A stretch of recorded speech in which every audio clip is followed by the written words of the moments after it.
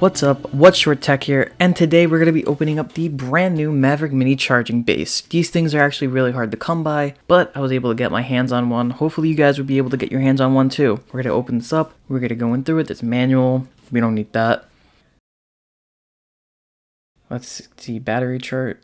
Wire fell out, that's cool. Hopefully I don't drop anything else in this video.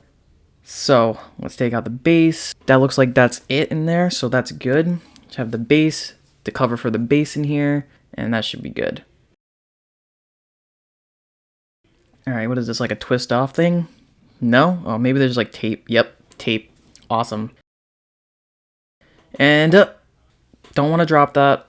I'm going to take this off, leave it on the table, and I'm not going to touch it anymore. That's it. So, this is what the base looks like without the drone in it. We're going to put the drone in it right now. To put the drone in, you take this thing out. It's connected by a magnet, really strong by the way. So to put this in, it's right next to the SD card slot, the part you put in for this. So you put it in right there.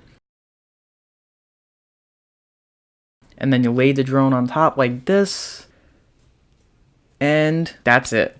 The drone will start charging. It will start doing that light breathing effect, which by the way, can we do a zoom out of this light breathing effect? Yeah, we can. Look at this.